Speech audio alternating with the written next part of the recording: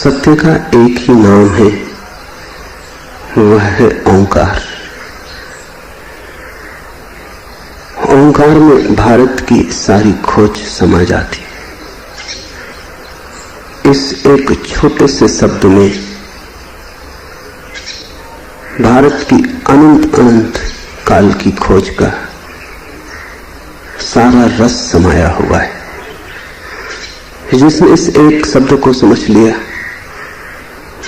उसने सब समझ लिया। जो इस एक शब्द से वंचित रह गया वो कुछ और समझ ले, उस समझने का कोई भी मूल्य नहीं। इसलिए इस एक शब्द को बहुत ध्यान से समझने की कोशिश करना। पहले कुछ प्राथमिक बातें। पहली तो बात, ओंकार को शब्द कहना ठीक नहीं, मजबूरी है, कुछ कहना पड़ेगा, इसलिए इस शब्द कहते हैं। लेकिन ओंकार शब्द नहीं। जैसे और सब शब्द हैं वैसा ओंकार शब्द नहीं, क्योंकि सभी शब्दों का कुछ अर्थ है, ओंकार का कोई भी अर्थ नहीं। ओंकार अर्थातीत है। शब्द में तो अर्थ होता है, ओंकार में कोई अर्थ नहीं है। ओंकार शुद्ध ध्वनि है, लेकिन उसे ध्वनि कहना भी मजबूरी है। कुछ कहना पड़ेगा, इसलिए कहना पड़ता है। बहुत ध्वनियां हैं जगत में, लेकिन सभी ध्वनियां दो वस्तुओं के आघात से पैदा होती। उनके लिए पारिभाषिक शब्द है आहत नाद।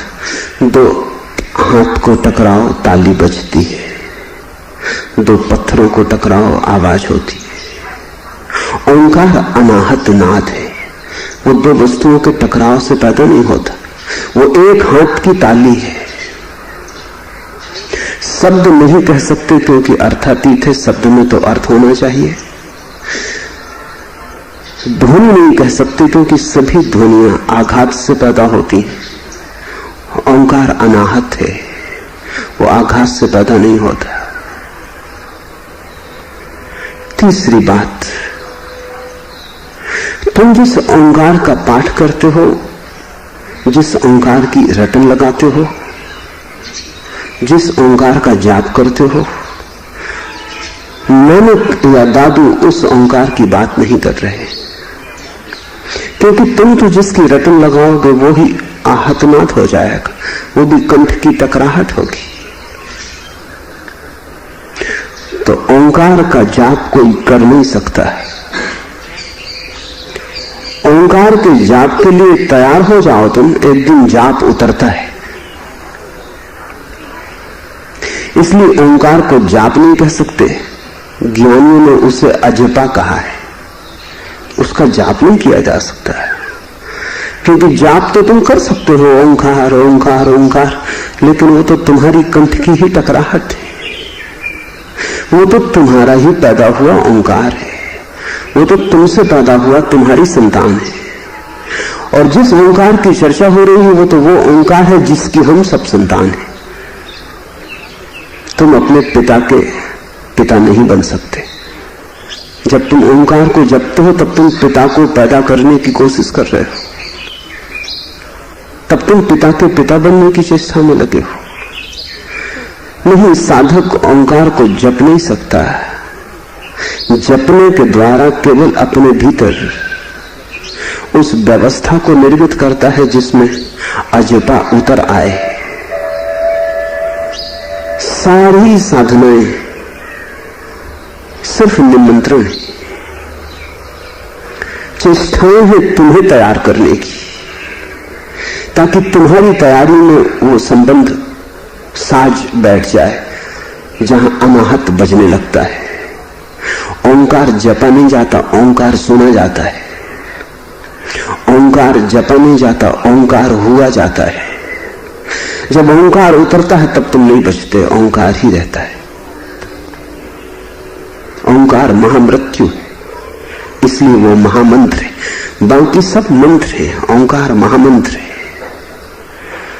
एक बहुत आश्चर्य की बात है कि भारत में तीन बड़े धर्म पैदा हुए, हिंदू, जैन, बौद्ध। तीनों में बड़ा विभेद है, सिद्धांतों की बड़ी टकराहट है। तीनों की मान्यताएं ऐसी अलग अलग हैं कि उनमें कोई तालमेल बिठाना संभव नहीं।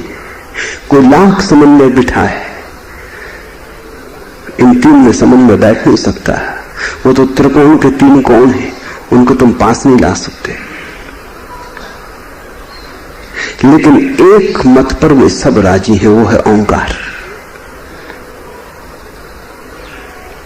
बौद्ध, जैन, हिंदू इस एक अनूठे शब्द पर राजी। इस संबंध में कोई विरोध नहीं है, इस संबंध में एकदम मतैक्य है। तो ऐसा लगता है कि ईश्वर भी गौण है, उस पर भी विवाद हो सकता है या नहीं। आत्मा भी गौण है, उस पर भी चर्चा चलने की सुविधा है या नहीं। जैन ईश्वर को नहीं मानते, बौद्ध तो आत्मा को भी नहीं मानते, लेकिन ओंकार को तीनों ही मानते। ओंकार लगता है आत्मा और परमात्मा से भी बड़ा। निर्विवाद वही एक मालूम होता है।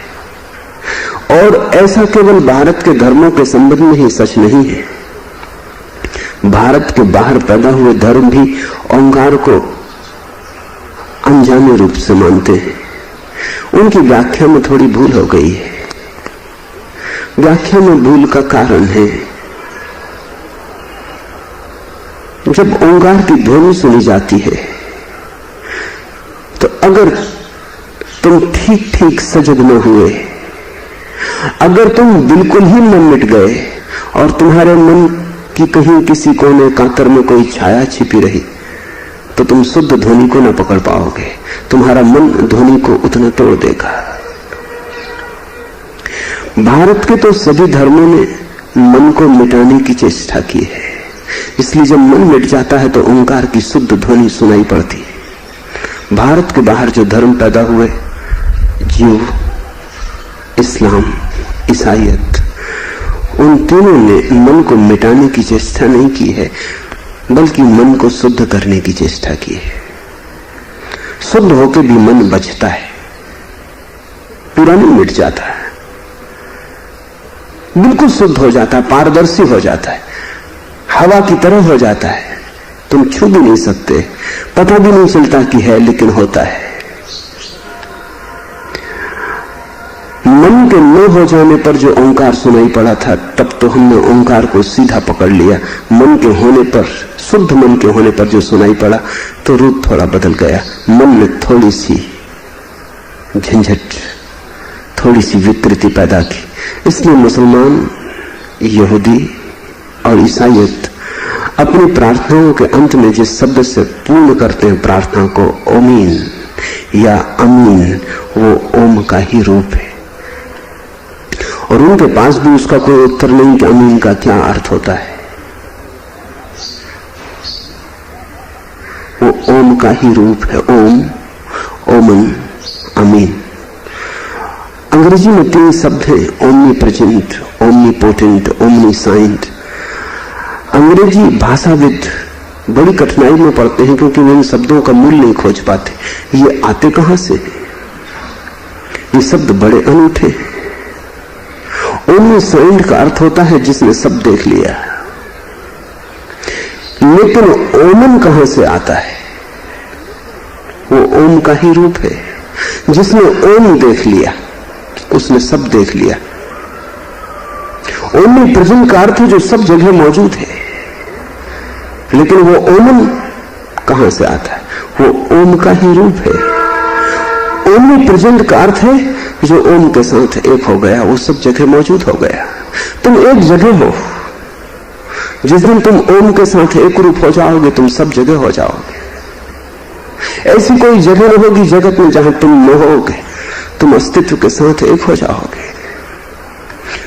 ओमनी पोटेंट का अर्थ होता है जिसके पास सारी शक्ति है, लेकिन मतलब इतना होता है जिसके पास ओम की शक्ति है।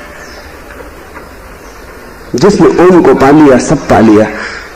जो ओम के साथ एक हो गया, वो सब हो गया। जो ओम में डूब गया वो सर्वशक्तिशाली हो गया। ये ओम बड़ा अनूठा शब्द है। भारत ने जो भी खोजा है अंतर जगत में, वो इस एक छोटे से सूत्र में समाहित है। जैसे आइंस्टीन की सापेक्षतावाद की सारी खोज एक छोटे से सिद्धांत में समा जाती है, ऐसे ही ओम के छोटे से सूत्र में, छोटे से सिद्धांत में भारत की सारी अंतर खोज समा गई। बाहर की खोज में तो अभी बहुत कुछ बाकी है, इसलिए आइंस्टीन जल्दी ही तिथिवाह आउट ऑफ डेट हो जाएंगे, कोई दूसरा उनकी जगह ले लेगा, ले ही लिए जगह। लेकिन ओम के आगे भीतर कोई खोज बाकी नहीं बची, वो यात्रा पूरी हो गई, वहां हम मंजिल पर पहुंच गए। इसलिए ओम को कभी भी विस्थापित नहीं किया जा सकता, वो सिंहासन पर रहेगा ही। तुम उससे दूर भटक सकते हो, तुम उसे भूल सकते हो, लेकिन उसे तुम सिंहासन से नहीं उतार सकते। जब भी तुम घर आओगे तुम ओम को सिंहासन पर विराजमान पाओगे। ये जो ओम है, इसके संबंध में कुछ और बात ख्याल ले लें। विज्ञान कहता है कि सारा जगत विद्युत तरंगों से बना है, पत्थर भी, सोना भी, सारा अस्तित्व, सारी वस्तुएं, सारा पदार्थ पदार्थ नहीं है, विद्युत तरंगों का घनीभूत रूप है।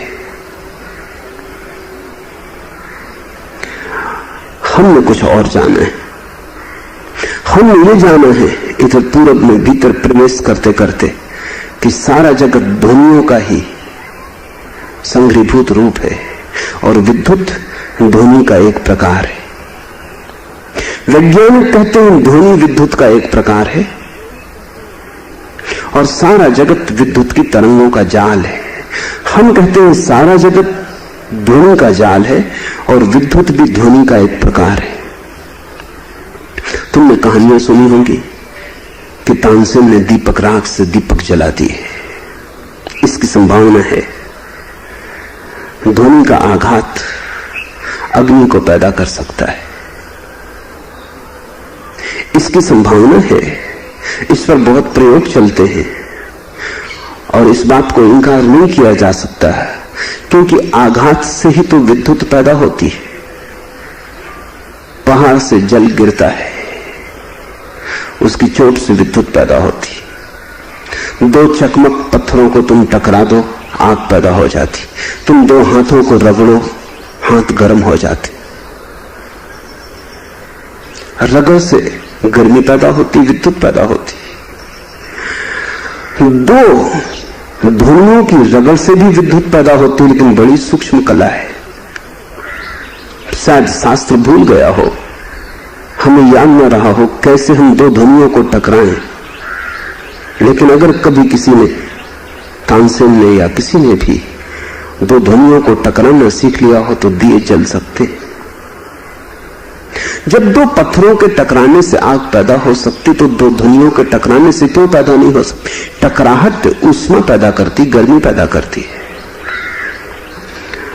और अब तो विज्ञान भी धीरे धीरे शिथिल हुआ है, उसकी पुरानी जिद नहीं रही, पुरानी अकड़ नहीं रही। रस्सी तो जल गई है, पर जली हुई रस्सी में भी पुरानी अकड़ तो रह जाती, बस उतनी ही अकड़ विज्ञान में बची। हजारों प्रयोग चल रहे हैं सारी पृथ्वी पर जो विज्ञान को जड़ों से उखाड़े डाल रहे हैं।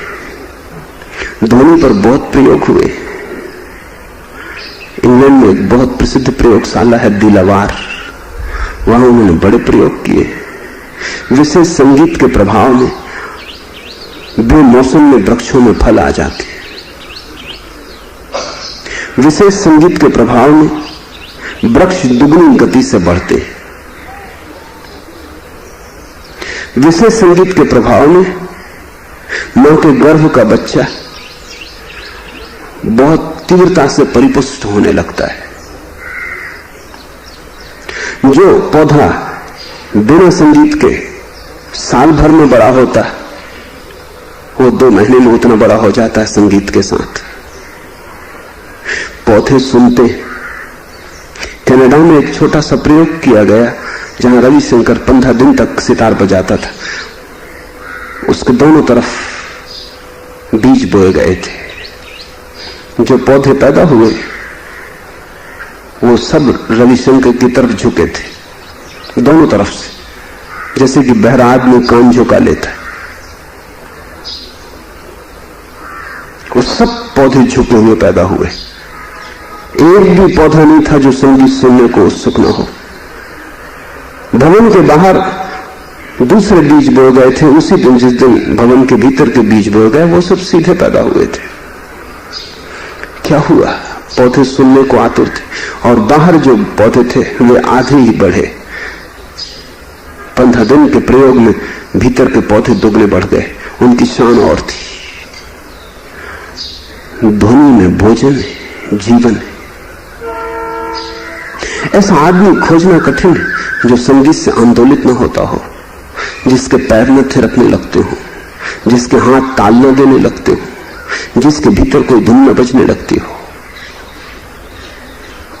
और अब तो वैज्ञानिक कहते हैं कि धातुएं भी, पौधे तो ठीक, धातुएं भी संगीत से प्रभावित होती हैं। अगर कोई धातु को संगीत सुनाया जाए तो उसमें जंग लगना मुश्किल हो जाता है। इस बात की बहुत संभावना है कि अशोक की लाठ जो दिल्ली में खड़ी है, जिसको वैज्ञानिक नहीं समझ पाए अब तक कि उस पर जंग क्यों नहीं लगती, क्योंकि सदियों से खड़ी है। वर्षा, धूप, सब मौसम आते हैं जाते हैं। अभी तक वैज्ञानिक ऐसा कोई स्टेनलेस स्टील पैदा नहीं कर सके जो सदियों तक धूप में, वर्षा में बाहर पड़ा रहे और जिस पे जंग का एक दाग न आया हो। मेरी अपनी समझ यह है कि बहुत गहन संगीत में उस लाट को तैयार किया गया है। बड़े मंत्रोच्चारों के बीच उस लाट को तैयार किया गया है। मंत्र उसे अब भी सुरक्षित किए, वो अब भी उसकी रक्षा कर रहे हैं। इजिप्ट के पिरामिड हैं, वे पिरामिड इतने बड़े पत्थरों से बने हैं कि हमारे पास अभी जो क्रेनें हैं विकसिततम, वो भी उन पत्थरों को उठाने में समर्थ नहीं। और आज से 5000 या 4000 साल पहले उन पत्थरों को ले जाने का कोई उपाय नहीं मालूम पड़ता। और जहां वो पिरामिड बने हैं वहां पास पत्थरों की कोई खदान नहीं है। सैकड़ों मील दूर खदानें, रेगिस्तान में खड़े हैं पिरामिड। तो पत्थरों को सैकड़ों मील दूर से लाया गया है। उन दिनों क्रेनों का कोई सवाल नहीं उठता, क्योंकि कोई प्रमाण नहीं मिलता कि एक भी क्रेन थी या कोई यंत्र था। निहत्ते आदमियों ने उनको ढोया है। ये बिल्कुल असंभव है। ये हो कैसे सकता है? लेकिन ध्वनि का शास्त्र कहता है एक विशेष ध्वनि की अवस्था में वस्तुएं निर्भर हो जाती। तुमने भी शायद कभी गौर किया होगा, जब तुम नाचते हो, प्रसन्न होते हो, गीत तुम्हारे हृदय में गूंजता है तो तुम्हें बोझ नहीं मालूम पड़ता, तुम एकदम हल्के हो जाते हो। जब पैर जमे होते हैं और नाच पैदा नहीं होता, जब हृदय बंद होता है और गीत नहीं फूटता और कहीं चारों तरफ कोई नृत्य की पुकार नहीं आती, तब तुम अपने को पाते हो जैसे पत्थर हो गए और बजनी हो गए। तुमने ख्याल किया होगा साधारण मजदूर आज भी जब किसी बड़े पत्थर को उठाते हैं तो बड़ा हो हल्ला मचाते, लेकिन उस हो हल्ले में एक संगीत होता है, हैया हे। ये ध्वनि अगर बार बार दोहराई जाए तो मजदूर बड़े से बड़े पत्थर को उठा लाता है। तुमने नाविकों को मझधार में नदी को पार करते देखा हो पूर की, तो हैया है। जब नदी बहुत टक्कर देने लगती और आदमी की ताकत कमजोर पड़ने लगती, तब स्वर को पुकारा जाता है। स्वर तत्क्षण बचा लेता है, बड़ी ताकत दौड़ जाती है भीतर। स्वर में छिपी हुई ऊर्जा है।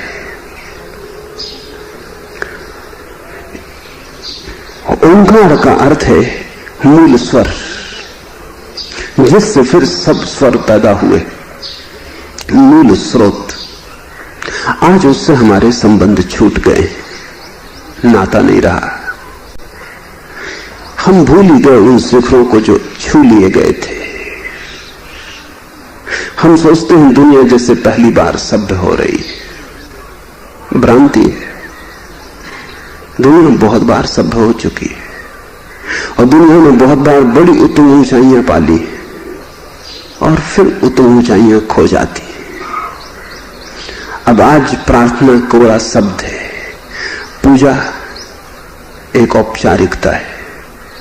मैं एक घर में मेहमान था, इकलौता बेटा घर का, देर तक सो के नहीं उठा था। तो मां उससे कह रही थी कि बेटा उठो, तुम ऋषि मुनियों के देश में पैदा हुए हो, ब्रह्म मुहूर्त में उठना चाहिए। उस बेटे ने बिस्तर में ही पड़े पड़े करवट लेके कहा कि मां तुमको पता नहीं, ऋषि कपूर 9 बजे के पहले कभी नहीं उठता और दादा मुनि अशोक कुमार तो दोपहर तक सोते। ऋषि मुनि खो गए, ऋषि कपूर अशोक कुमार रह गए। प्रार्थना कोरा शब्द है, पूजा एक ढोंग है। जाप निरर्थक मालूम होता है। भगवान का नाम लोग जानते ही नहीं, कैसे लें, कब लें। मैं एक मित्र के बेटे से पूछ रहा था कि तुम्हारे पिता कभी प्रार्थना करते? उसने कहा कल ही कर रहे थे।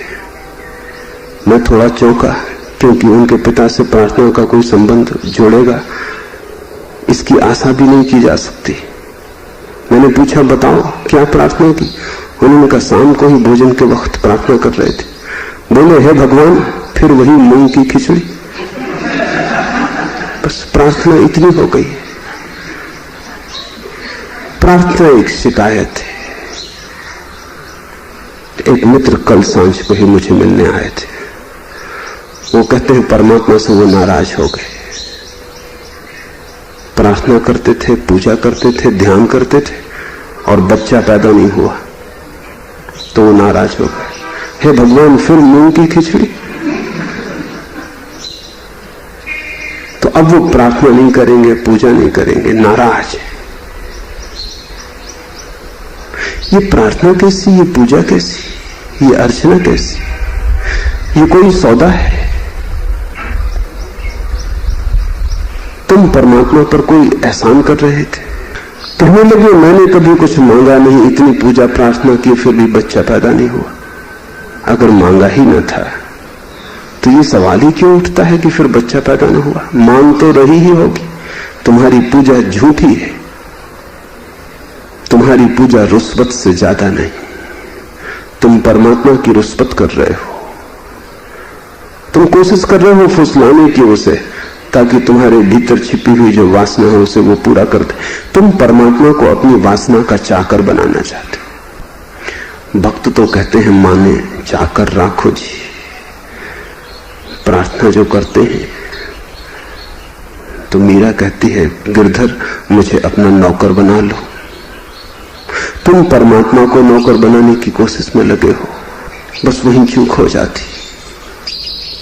अगर कुछ भी मांगा तो प्रार्थना खो गई, अगर कुछ भी चाहा तो पूजा पूजा न रही, भ्रष्ट हो गई, कुरूप हो गई। और ओंकार तो तब उतरता है जब तुम मंदिर की तरह शुद्ध पवित्र हो जाते हो, निर्दोष हो जाते हो, जब तुम एक छोटे बच्चे की तरह कुंवारे हो जाते हो। अभी पिछले वर्ष इजराइल में एक बहुत अनूठा आदमी है, उसका नाम है यूरी गेलर। वो सिर्फ इशारे से बिना वस्तुओं को छुए उनको तोड़ मरोड़ देता है। चाकू उसके सामने करो, बस वो सिर्फ हाथ का इशारा करेगा, चाकू मुड़ के गोल हो जाएगा। सीट से मजबूत उसके सामने करो, वो 10 फीट 20 फीट की दूरी से उनको झुका देगा, सिर्फ इशारे से, जिनको तुम ताकत लगा कर नहीं झुका सकते। तो पिछले वर्ष एक बहुत अनूठी घटना घटी। इंग्लैंड में बीबीसी टेलीविजन पर उसने अपना प्रयोग दिखलाया और सिर्फ उत्सुकता, सिर्फ एक अनहोनी घटना की संभावना के कारण उसने टीवी पर प्रयोग बतलाते समय कहा कि जो लोग भी टीवी देख रहे हैं वे भी अपने घरों में प्रयोग करें मेरे साथ। कौन जाने उनमें से कुछ लोग, क्योंकि करीब लाखों लोग टीवी देख रहे थे, यूरी गेलर टीवी पर था, शायद कुछ लोगों के पास ऐसी क्षमता हो जिनका उन्हें भी पता नहीं। तो हजारों लोगों ने प्रयोग किए। दूसरे दिन जो रिपोर्ट आई उसमें 1500 लोग सफल हो गए थे जिन्होंने यूरी गेलर के साथ ही टीवी पर देखते वक्त चीजों को आज्ञा दी, वो मुड़ गई। मगर एक बड़ी आश्चर्य की बात थी कि वो जो 1500 लोग सफल हुए थे वो सब बच्चे थे। उनकी कोई की भी उम्र 14 साल से ज्यादा नहीं थी और किसी की उम्र 7 साल से कम नहीं थी। 7 और 14 के बीच में थे वो सभी बच्चे थे। 7 और 14 के बीच कुंवारापन होता है। वीर्य की ऊर्जा अपनी परिपूर्ण शुद्धता में होती, शक्ति होती है और एक भोलापन होता है। जहां शक्ति और भोलापन का मिलन हो जाता है वही परम की घटना घटती है। यूरी गेलर भी भरोसा न कर सका कि कैसे हुआ, और बड़ी तो बात यह थी कि 7 और 14 के बीच ही क्यों हुआ। 14 के बाद जीवन में वासना, कामना घेर लेती, मन फिर स्वच्छ नहीं रह जाता, मंदिर की पूजा में वासना प्रविष्ट हो जाती। 7 के पहले मन तो पवित्र होता है लेकिन ऊर्जा नहीं होती। तो 7 और 14 जीवन का सबसे महत्वपूर्ण समय है और वही बर्बाद किया जा रहा है, सारी दुनिया में बर्बाद किया जा रहा है। इसलिए इस देश में तो हम उन सारे क्षणों का बड़ा उपयोग करते थे। 7 वर्ष का होते ही बच्चे को हम गुरुकुल भेज देते थे, वो जंगल चला जाता, वहां से हम उसे 21 के पहले नहीं बुलाते थे। 14 की उम्र के 7 वर्ष पहले हम उसे भेज देते थे और 14 के बाद 7 वर्ष तक और उसे वहां रहने देते थे, ताकि जिस पावनता को उसने अनुभव किया है उसमें गहन हो जाए, सुदृढ़ हो जाए। फिर जब वापस लौटे जगत में तो जगत उसे छू भी ना सके, वो जगत से गुजर जाए लेकिन जगत उसे स्पर्श भी ना कर सके। फिर वो विवाह भी करेगा लेकिन उसका ब्रह्मचर्य खंडित ना होगा, उसके बच्चे भी पैदा होंगे लेकिन कामना कभी उसको विकृत न करेगी। ये सब कर्तव्य होगा, करना है इसलिए वो करेगा, लेकिन उसका बिस्तर सदा बंधा रहेगा कि कब ये पूरा हो जाए कि मैं वापस लौट जाऊं, क्योंकि जो स्वाद उसने चख लिया है उन थोड़े से शक्ति के क्षणों में वो बुलाए चला जाता है। उसकी पुकार अहिर्निश सुनाई पड़ती है, सोता है, जागता है, दुकान पर काम करता है, बच्चों को बड़ा करता है, लेकिन वो पुकार खींचती। स्वाद एक बार लग जाए परमात्मा का तो फिर बात ही और हो जाती। तुम पूजा तो करते हो बिना स्वाद के, प्रार्थना करते हो बिना स्वाद के, और प्रार्थना भी करते हो, पूजा भी करते हो कुछ पाने के लिए, नहीं तुम ओंकार को कभी ना जान पाओगे। अगर ओंकार को जानना है सब कामना छोड़ देनी होगी, मांग ही छोड़ देनी होगी, खाली हो जाना होगा। दादू इसी महामंत्र के संबंध में बात कर रहे हैं, समझने की कोशिश करें। शब्दे बंध्या सब रहे, शब्दे सब ही जाए, शब्दे ही सब उपजे, शब्दे समय सबे समाए। शब्द से अर्थ है ओंकार, शब्दों का शब्द ओंकार। शब्दे बंधा सब रहे। अगर तुम्हारे भीतर ओंकार की धुन बजे तो तुम्हारे भीतर एक एकता होगी, तुम बंधे रहोगे, टूट फूट न जाओगे, खंड खंड न हो जाओगे, अखंड रहोगे। जैसे माला में पिनका पिरोया हुआ धागा माला के मनकों को बांधे रखता है, ऐसे ओंकार की ध्वनि अगर तुम्हें सुनाई पड़ने लगे तो तुम्हारे जीवन के सब मन के अनसयुत हो जाएंगे, एक माला बन जाएगी। अभी तुम सिर्फ मनकों का एक ढेर हो, माला नहीं, क्योंकि धागा नहीं। जो तुम्हारे सब कृत्यों में, सब भावों में, सब विचारों में समा जाए और सबको एक एकता में बांध ले, मनस्विद कहते हैं कि आदमी एक भीड़ है। ठीक कहते हैं, तुम भीड़ हो। तुम्हारे भीतर बहुत आदमी है, आदमी ही आदमी है। तुम एक बाजार हो। तुम्हारे भीतर एक का अभी जन्म नहीं हुआ, क्योंकि एक के जन्म के लिए तो तुम्हें एक होना पड़ेगा। तुम्हें भीड़ को समेटना होगा। तुम्हें खंड खंड जो तुम बट गए हो उस सबको जोड़ना होगा। ओंकार सीमेंट है, जोड़ता है, खंड को खंड से एक कर देता है। अखंड का जन्म होता है। और जिस दिन तुम अखंड होते हो उस दिन कैसी चिंता, कैसा तनाव। सारा तनाव, सारी चिंता, सारी बेचैनी भीड़ की वजह से कोई पश्चिम की तरफ खींच रहा है तुम्हारे भीतर का हिस्सा, कोई पूरब की तरफ खींच रहा है, कोई नर्क जाना चाहता है, कोई स्वर्ग जाना चाहता है, कोई पूजा करना चाहता है, कोई वैश्या का विचार कर रहा है। कुछ भी तुम कर नहीं पाते, एक स्वरता नहीं है। करते भी हो तो अधूरा होता है। प्रार्थना करने भी बैठे हो तो वहां मन नहीं होता है, बस एक छोटा सा हिस्सा गुनगुनाए चला जाता है। वो ऐसी ही हालत होती है जैसे तुम रेडियो सुन रहे हो और बैटरी बिल्कुल फीकी हो गई, बामुश्किल सुनाई पड़ता है कुछ। ऐसी ही तुम्हारी प्रार्थना है, पूरी ऊर्जा नहीं बहती, ऊर्जा कहीं और जा रही है। तुम स्वर्ग भी पहुंच जाओ तो भी तुम पूरे न पहुंचोगे, तुम्हारा एक आध टुकड़ा पहुंचेगा, बाकी तुम नरक में पड़े रहोगे। और दोनों के बीच जो दूरी होगी वही तुम्हारा तनाव है।